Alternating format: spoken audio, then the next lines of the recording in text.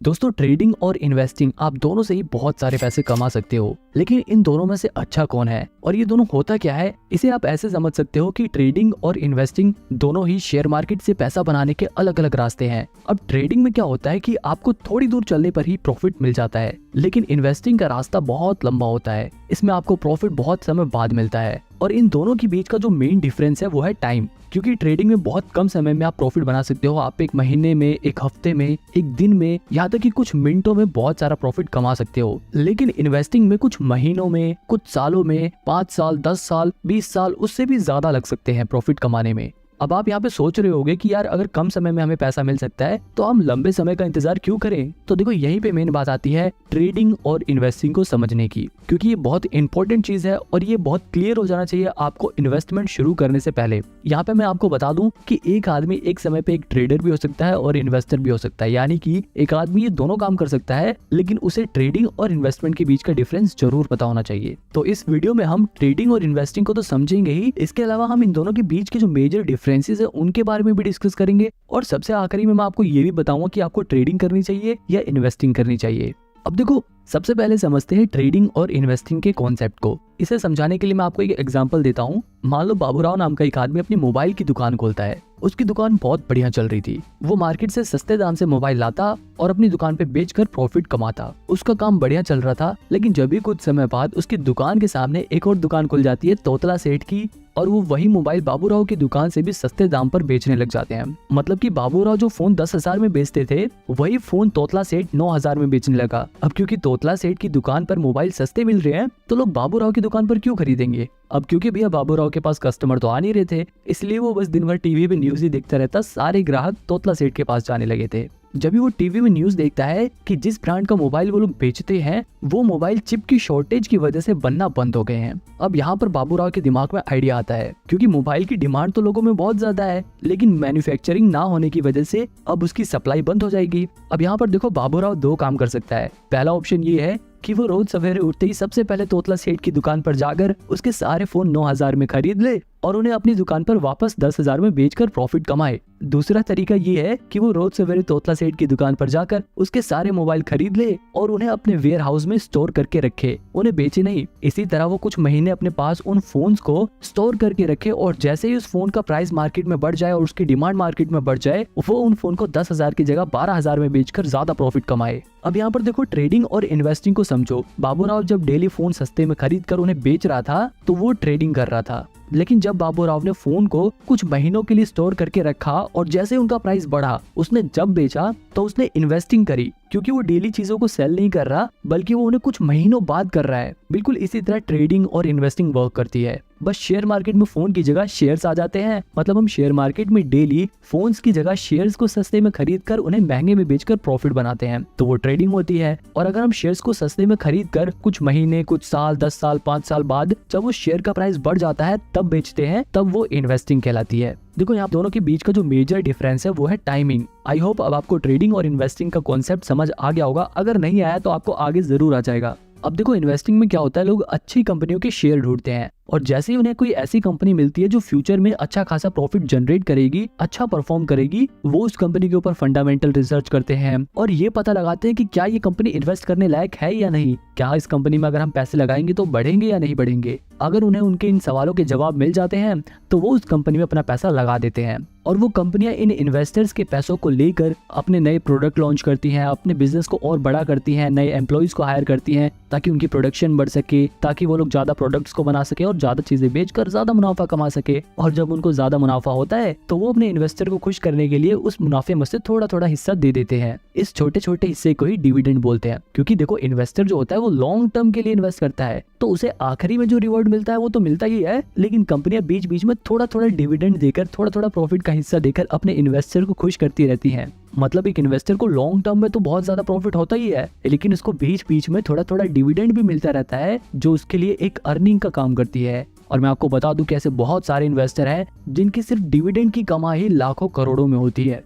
वहीं दूसरी तरफ जो ट्रेडिंग होती है, उसमें जो ट्रेडर होते हैं उन्हें इस बात से कोई भी फर्क नहीं पड़ता कि कंपनी क्या काम करती है, कंपनी प्रॉफिट कमाती है या नहीं कमाती, कंपनी का मैनेजमेंट कैसा है। वो फंडामेंटल एनालिसिस पर ध्यान नहीं देते। एक ट्रेडर सबसे ज्यादा ध्यान देता है टेक्निकल एनालिसिस पे, वो चार्ट एनालिसिस पे ध्यान देता है, वो शेयर्स के प्राइस को ट्रैक करता है कि शेयर के प्राइस कब घट रहा है कब बढ़ रहा है, वो उसमें अपॉर्चुनिटीज ढूंढता है। मतलब एक ट्रेडर का काम ऐसा होता है कि वो रोज सवेरे उठते ही सबसे पहले मार्केट खुलते ही किसी भी एक कंपनी का शेयर उठा देगा और उसके प्राइस की मूवमेंट को ट्रैक करेगा। अगर उस ट्रेडर को टेक्निकल और चार्ट एनालिसिस करने के बाद ये लगता है कि शेयर का प्राइस बढ़ेगा तो वो उसे कम रेट पर खरीद लेगा और जैसे उस शेयर का प्राइस बढ़ेगा उसे बेचकर प्रॉफिट कमा लेगा। जबकि इन्वेस्टमेंट में क्या था, जो इन्वेस्टर था वो शेयर को सस्ते में खरीद कर उसे कई साल बाद बेचता है जब उसका प्राइस बढ़ जाता है। अब आपको ये समझ आ गया होगा कि एक ट्रेडर कैसे काम करता है और एक इन्वेस्टर काम कैसे करता है। अब देखो इनके बारे में मैं और डिटेल में नहीं जाऊंगा वरना वीडियो बहुत बड़ी हो जाएगी। अब सीधे हम डायरेक्ट इनके डिफरेंस के बीच में आते हैं, इन दोनों के बीच के अंतर के बारे में बात करते हैं। सबसे पहला डिफरेंस तो टाइम का ही था। ट्रेडिंग कम समय का प्रोसेस है और इन्वेस्टिंग लंबे समय का गेम है। इसके अलावा अगर रिस्क के हिसाब से देखा जाए तो ट्रेडिंग में बहुत ज्यादा रिस्क होता है जबकि इन्वेस्टिंग में रिस्क बहुत ही कम होता है। अब ऐसा नहीं है कि इन्वेस्टिंग में बिल्कुल भी रिस्क होता नहीं है, हो सकता है कि शॉर्ट टर्म में शेयर का प्राइस गिर जाए, लेकिन अगर कंपनी अच्छी चुनी है आप लोगों ने तो लॉन्ग टर्म में उस कंपनी का शेयर प्राइस जरूर बढ़ेगा और इस वजह से इन्वेस्टिंग में रिस्क बहुत कम हो जाता है। वही ट्रेडिंग रिस्की इसलिए होता है क्योंकि ये एक तरह का गैम्बल है। मान लो दो दोस्त हैं, वो आपस में हेड टेल वाला गेम खेलने का डिसाइड करते हैं और बोलते हैं कि अगर हेड आया तो तू जीत गया और टेल्स आया तो मैं जीत गया। तो ये देखो ये एक तरह का गैम्बल है और शेयर मार्केट में भी बिल्कुल ऐसा ही होता है। बस वहाँ पे दो जनों की जगह बहुत सारे लोग आ जाते हैं और वो लोग हेड टेल की बजाय शेयर के प्राइस घटने या बढ़ने के ऊपर बैट लगाते हैं। मतलब बहुत सारे लोग होते हैं जिसमें से कुछ लोग ये अंदाजा लगाते हैं कि शेयर का प्राइस गिरेगा और कुछ लोग अपने पैसे लगाकर कहते हैं कि शेयर का प्राइस बढ़ेगा। और ये लोग अपने पैसे कहाँ लगाते हैं, ये लोग अपने पैसे लगाते हैं ब्रोकर के पास, यानी कि ग्रो जीरोधा जैसे ब्रोकर के पास अपने पैसे लगाते हैं। अब देखो अगर शेयर का प्राइस बढ़ गया तो ये वाले लोग जीत जाएंगे, अगर ये लोग जीत जाएंगे तो जो लोग हार गए हैं उनका पैसा जीते हुए लोगों के पास चला जाएगा और उस जीते हुए पैसे में से थोड़ा सा कमीशन ये ब्रोकर्स रख लेते हैं। और इतना ही नहीं, इस जीते हुए हिस्से में से सरकार भी टैक्स के नाम पर अपना हिस्सा इनसे ले लेती है। अब यहाँ पर ये देखो कि जो ब्रोकर है और ये जो गवर्नमेंट है इनको तो हमेशा कमीशन और टैक्स मिलेगा, चाहे ये लोग जीते चाहे ये लोग जीते। लेकिन लॉन्ग टर्म में नुकसान किसका होता है, सिर्फ ट्रेडर्स का।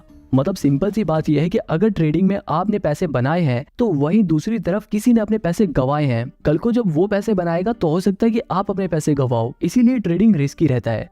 अब वापस अपने डिफरेंस की ओर चलते हैं। अब देखो एक और चीज है इन्फॉर्मेशन। ज्यादातर लोग ट्रेडिंग करते हुए प्राइस घटेगा या बढ़ेगा इस बात का पता लगाने के लिए टेक्निकल एनालिसिस करते हैं। वहीं अगर बात करें इन्वेस्टिंग की तो यहाँ पर इन्वेस्टर इस बात का पता लगाने के लिए कि कंपनी का शेयर प्राइस फ्यूचर में बढ़ेगा या नहीं बढ़ेगा, कंपनी फ्यूचर में ग्रो करेगी या नहीं करेगी, इसके लिए इस्तेमाल करते हैं फंडामेंटल एनालिसिस का। अब अगर आपको ये फंडामेंटल एनालिसिस सीखना है आप मेरी ये वाली वीडियो देख सकते हो, इसमें मैंने डिटेल में फंडामेंटल एनालिसिस को समझाया है। अब देखो एक और चीज है स्ट्रेस। जो ट्रेडिंग वाला बंदा होता है वो हमेशा स्ट्रेस में रहता है। अगर उसको प्रॉफिट हो गया तब तो वो पूरे दिन खुश रहेगा, लेकिन अगर उसको लॉस हो गया तो उसके दिमाग में पूरे दिन वही बात घूमती रहती है। ट्रेडिंग करते वक्त हर पल उसे बहुत टेंशन रहती है। अगर शेयर प्राइस गिर गया तो उसकी सांसें फूलने लगती हैं और जैसे शेयर प्राइस बढ़ने लग गया तो वो एकदम खुश होने लगता है। तो कहने का मतलब ये है कि ट्रेडिंग में बहुत ज्यादा स्ट्रेस रहता है जबकि इन्वेस्टिंग में स्ट्रेस बिल्कुल नहीं रहता, क्योंकि ये एक लॉन्ग टर्म प्रोसेस है। हो सकता है कुछ समय के लिए आपके शेयर प्राइस गिर जाए, लेकिन अगर आपने कंपनी अच्छी चुनी है तो फिर महीने बाद, एक साल बाद, कुछ साल बाद शेयर प्राइस जरूर बढ़ेगा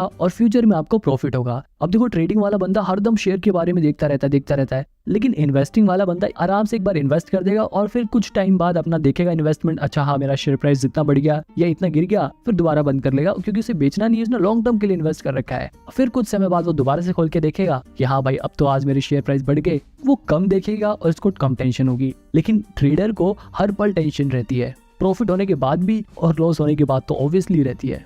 एक और सवाल है कि ट्रेडिंग में ज्यादा पैसे हैं या इन्वेस्टिंग में। अब देखो इस सवाल का जवाब बड़ा ही मुश्किल है, क्योंकि ट्रेडिंग में आप बहुत कम समय में बहुत ज्यादा पैसा कमा सकते हो, लेकिन इन्वेस्टिंग में आप ज्यादा समय में इतना ज्यादा प्रॉफिट कमा सकते हो कि कोई सोच भी नहीं सकता। क्योंकि इन्वेस्टिंग में कंपाउंडिंग अपना असर दिखाती है और पैसा बढ़ते बढ़ते बढ़ते बहुत ज्यादा बढ़ जाता है। वही अगर ट्रेडिंग की बात करें तो ट्रेडिंग में एक प्लस पॉइंट ये है कि आप ट्रेडिंग को कम पैसे में भी कर सकते हो, यानी कि आप कम पैसा लगाकर भी प्रॉफिट जनरेट कर सकते हो। लेकिन अगर इन्वेस्टिंग की बात करें तो सिर्फ आप 1000-2000 लगा के बहुत सारा पैसा कमा नहीं सकते। आप ट्रेडिंग में 1000-2000 लगाकर 5-10 हजार रुपए का मुनाफा कमा सकते हो, लेकिन जैसे कि मैंने बताया था कि रिस्क यहाँ पे ज्यादा होता है। ट्रेडिंग में आपके ये भी चांसेस है कि आप अपने 1000-2000 रुपए गवा दो, लेकिन इन्वेस्टिंग में आपके 1000-2000 रुपए कुछ कम हो सकते हैं। अगर आपने बिल्कुल ही खराब कंपनी चुन ली तो हो सकता है कि आपके पैसे कुछ कम हो जाए, लेकिन पूरे कभी खत्म नहीं होंगे। बहुत ज्यादा गिरने लग गए तो आप उसे बेच सकते हो।